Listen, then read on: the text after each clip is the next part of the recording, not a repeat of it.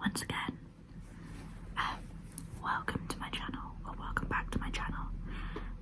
I've been gone for a tiny little bit, just because I had a lot going on, and I really wanted to take a break, not overdo it, and come back nice and fresh. So that's what I'm doing.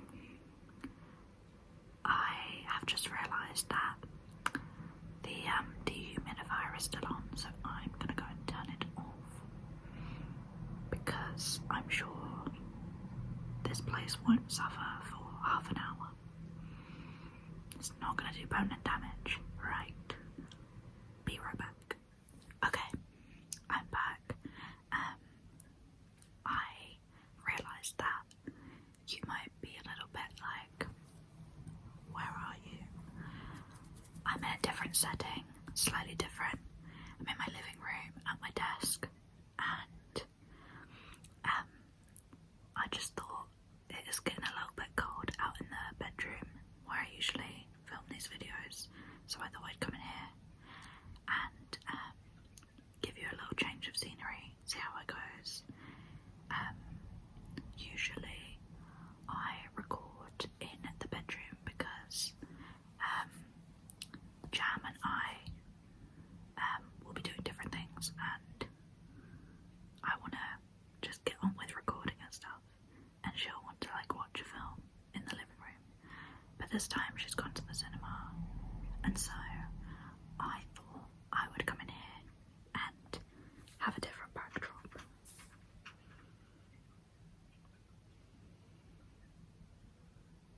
Now Biggie is playing with this, it's not a toy, so it's this little carousel that I put bookmarks in to display them for my market stall, and I could see that it was catching his attention on the shelf where I just sat it, and I decided to pop some of his toys in it with little like stringy bits that come off of it and give it a spin, and he's been loving it. Do you want the ball? I've also put a ball in there. Okay. Also, this might have been a mistake just because it's a little bit itchy, but we'll just go with it. Otherwise I just had like my stained t-shirt because I was cooking. So let's get into the earrings first. You may or may not have watched the video that I made these in. I feel like I said something very similar in the last video. So that's what these are. I'm just going to show you some books. And before you get excited, actually no, it is worth getting excited over. These are some children's books that I found. One I found in a charity shop not that long ago, maybe a couple of weeks. And the others I think I just bought in Waterstones. So I think I might go down in like maybe age order of like who they're aimed at. So I would imagine this one, Mega Meltdown. Mega Meltdown by Tite. I reckon this one is aimed maybe at 10 and up.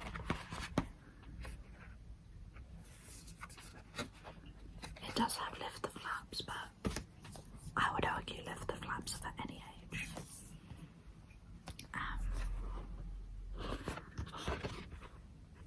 It doesn't have an age like recommendation. The books just not do that anymore.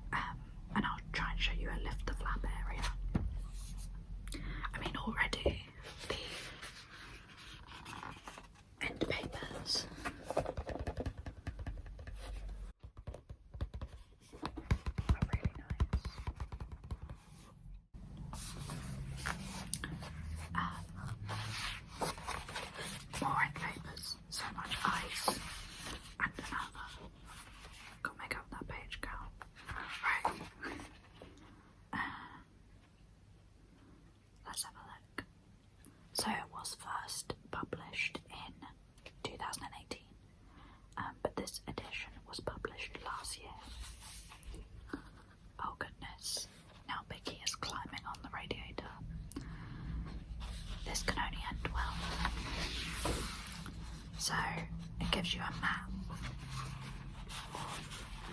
the Ice Age world, our world during the Ice Age. Ooh, look at that. So I'm just gonna leaf through. Flip, flip, flip, flip, flip. And I'd quite like to look at either Africa or South America. Okay, let's look at South America. So, okay. Giant armadillo.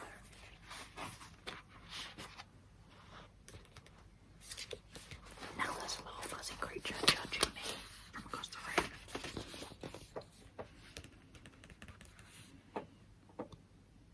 And it has to lift the flap, so I'm going to do it really carefully. I'll put it down first.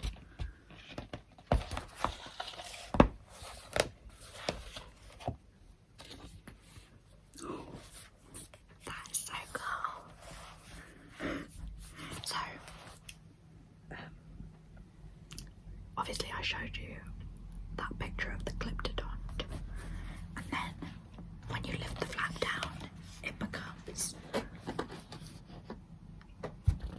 How fantastic is that? So,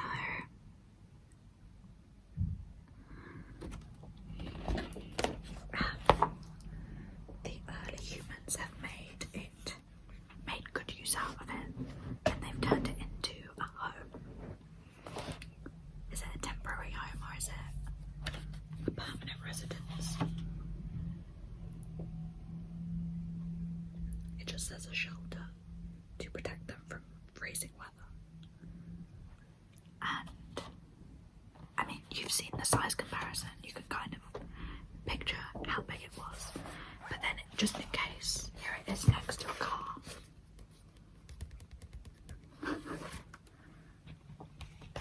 So I'll read a tiny bit. Car-sized Glyptodon was one of the biggest of the giant armadillos, or Glyptodonts. That's Glyptodonts.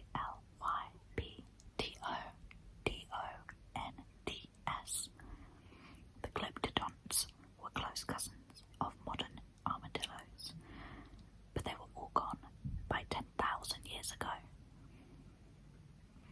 Wow. Okay.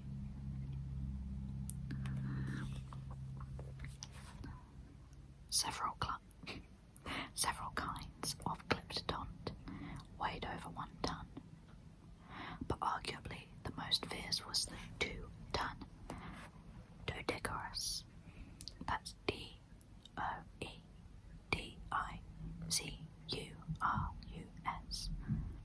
It had a long clubbed tail with deadly spikes. A well-timed swing was powerful enough to break another Glyptodont's carapace, and some males suffered this injury when fighting for females. Dodicarus's tail also came in handy when defending itself against attacking predators. Life-size Pink Fairy Armadillo. Oh, armadillo.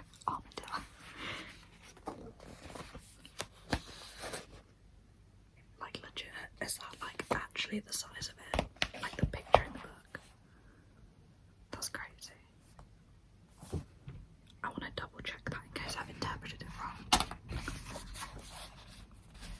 Okay. See, it's got stuff about macrogenia.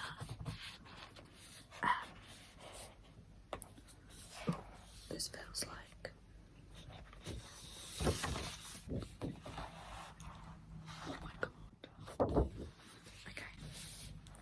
See, I don't want to show you too much of it. This map of the start of the Eurasia section is really gorgeous as well. I just think it's such a gorgeous style. And I mean, as much as I'm drawn to learning more about prehistoric mammals, because they don't ever really get their flowers as much as dinosaurs do. art style really captivated me, so I felt like I had to get it.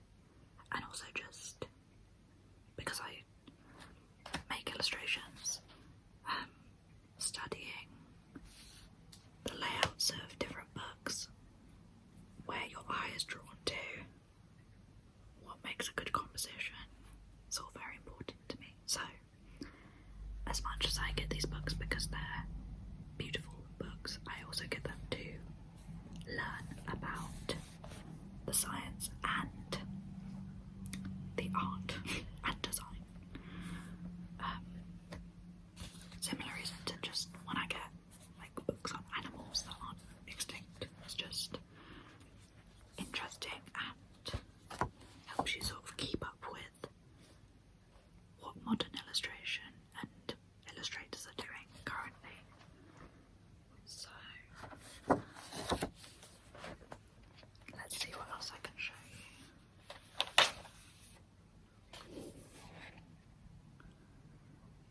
Wow.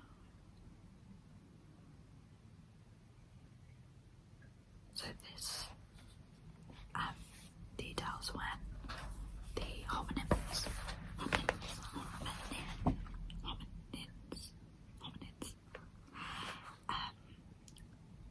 the Neanderthals met Homo sapiens, and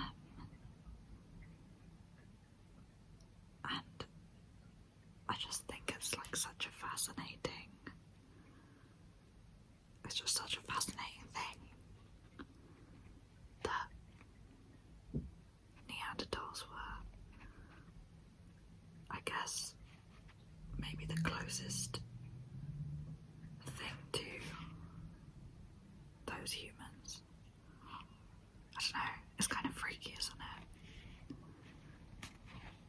Because there are people living today that have, like, even if it's very, very small, a percent of Neanderthal DNA,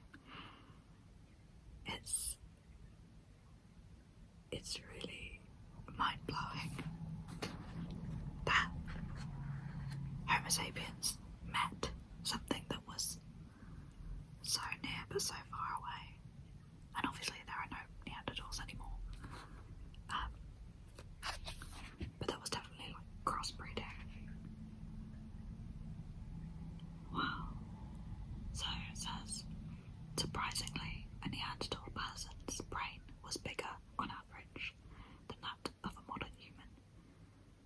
But some studies show that more of the Neanderthal brain was dedicated to body control and eyesight. So that's for like survival in the Ice Age. So interesting. And of course they had the sort of large, thick brow, and they were just built quite thick. Yeah, very robust. So this is a Neanderthal and a modern human. And then it shows them meeting in this little flap, and you can see the Homo sapien, the Neanderthal, and Australopithecus. So I went to a really fantastic permanent exhibit in the Natural History Museum in London. It feels like a little bit tucked away, but if you find it, you have to spend as much time as you can in it. It's fantastic. They have all of these skulls of all the early Homo species,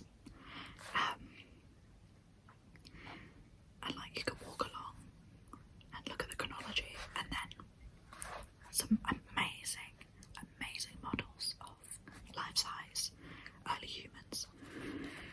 It's just stunning. Just the artistry that goes into them is like worth seeing, even if you don't like dive in and read every single little information plaque. just amazing. So I think, oh, this is so cool. Australasia. So we will put this down, and I think maybe we'll do a deep dive at some point around. Sorry, I got completely distracted because Biscuit is like staring at me in a trance. I think he just doesn't know why I'm whispering. This has happened before, but usually he's not in the same room when I'm filming. It's okay. Maybe he's looking for more ladybirds. I shouldn't be so big-headed. He's probably not even looking at me. He's just looking right through me. So that's Mega Meltdown. But yeah, I do want to go into like a deep dive of maybe whale evolution or elephant evolution is nuts. So, and I've drawn some of them as well. I've wanted to use them for like a Phoebe's Period History thing, but like I just haven't got around to it yet. But I'm still building that catalogue of illustrations, so there will come a day where I can actually get around to doing it. It's just not now. But yeah, like Stego Tetrapelodon. Actually, I have some above me. I don't know if you can like just barely make out.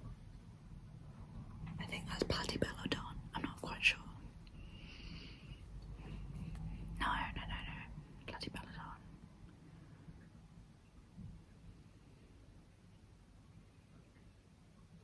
Dinotherum. Maybe. Okay. Let's I guess go down an age level. Maybe. It definitely seems more aimed at slightly younger kids than this other book. But I found this at the charity shop. And like I can already tell, like without looking at it, I'm like, this is fairly new. Oh, let's go. Okay. 2017. It looks like extremely up to date. Like I know that was only, what, how many years ago?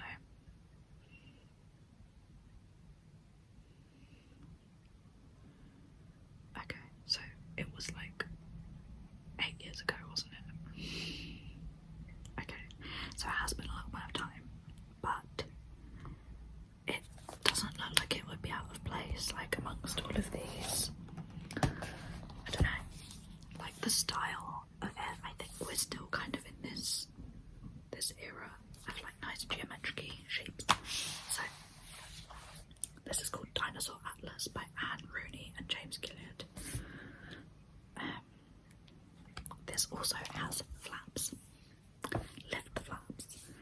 And wouldn't you know it, there's a lovely geographical timeline. It's just awkward because this is kind of heavy. It's got like boards. Let's see if I can. Little Miss No Nails can get her finger underneath there. So you've got just like rubbing my lipstick on it. Lift the flaps all the way through.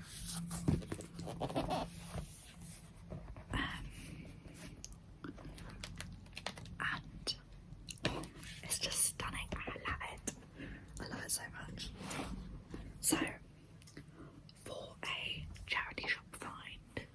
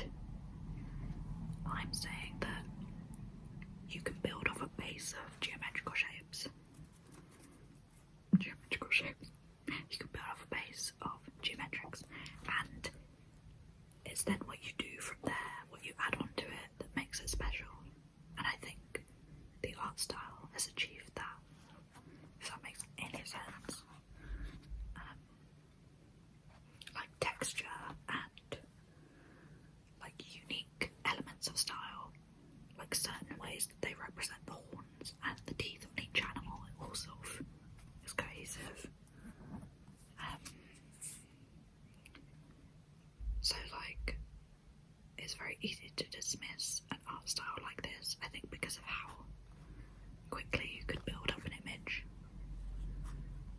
But you really have to know your stuff to pull it off. And I think this pulls it off.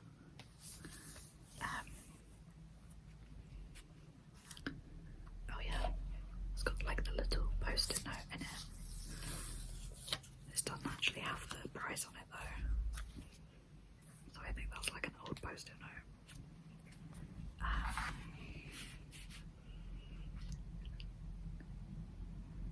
There's just something very charming about this style. And to be fair, any kind of pleasing to look at art style is 10 times better when sauropods are being represented correctly. That's beautiful. I think this is a lifter flap, but it's like a really big page flap. Oh my god. Oh, I like it turns on its side. Oh my god, that flaps within flaps, guys. Oh my god, so this was over the top. And then this. You can hear like the wobble wobble wobble. It's like going like that with a whiteboard. Anyway. Oh look. I can't get my hand. I can't get my hand. Okay. This says Camarasaurus had strong spoon-shaped teeth. It probably grabbed enormous mouthfuls of conifers and other tough tree matter. Does this one say? Diplodocus had peg-like teeth. They weren't very sharp, but worked like a comb for stripping soft leaves from branches. Let's cover that up nice and gently. But yeah. Oh, and they've even got Rheosaurus.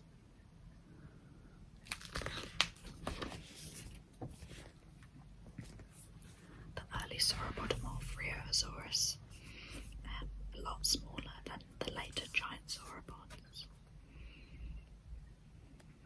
Beautiful, beautiful, beautiful. Rheosaurus lived in Argentina 221 to 210 million years ago. Ate plants. Thanks for that. I would have never have guessed. I would never have guessed. I can't be sarky, it always bites me in the bum. Right. But yeah, if you want to look for this book, it's called Dinosaur Atlas, Amazing Facts, Fold-Out Maps and Life-Size Fossils.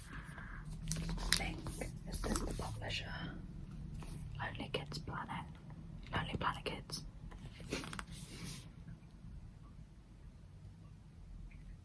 Lonely Planet. This is the back. Look at that. Gorgeous. Beautiful. Okay. Let's move on to the last one that I've got. So, this is definitely... This was purely based on the art and like the structure, because I wouldn't usually, actually that's not true, because I bought like really young reader books before because they're classics or they're just really interestingly designed, but usually I would not buy a board book for literal toddlers, but it's so cute, so I got this.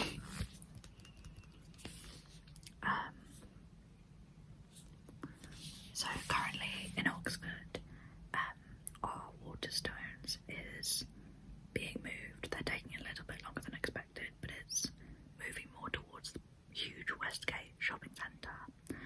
But they had their children's section in like the basement. And when Jam and I would go there, she would go up to her very was adult fiction, and I would go downstairs to see what new stuff, dinosaur-wise, was in the shop and on the shelves. And I do sometimes look at the very, very young reader section because they do have gems like this. I just think, I don't know how to put it to not make it sound offensive. Like, they're so simple looking. They're so like, they kind of just look like this.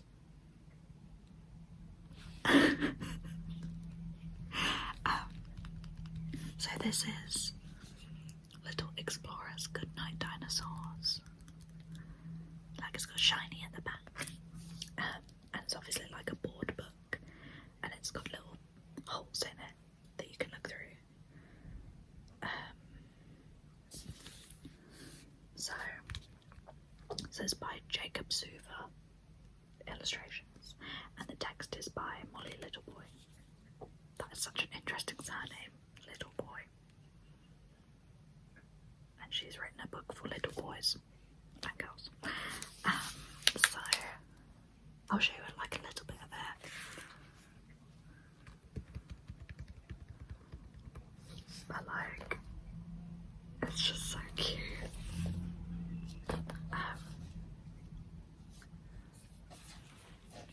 Stegosaurus liked to nibble on ferns, leaves, and mosses.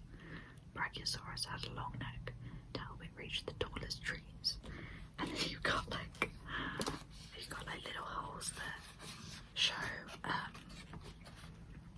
like little creatures hiding in there. So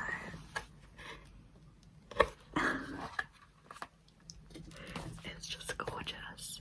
It's like such a warm, cozy style. Like, how do you pull something this gorgeous together? I'd be so well chuffed if I made this. It's so adorable. But yeah, that's Goodnight Dinosaurs.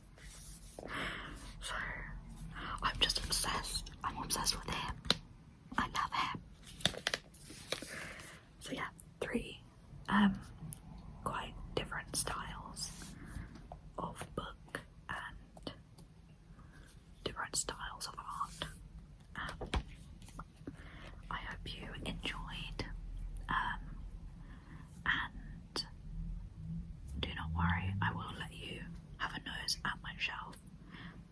That's where I keep all of my prehistory paleo books, except I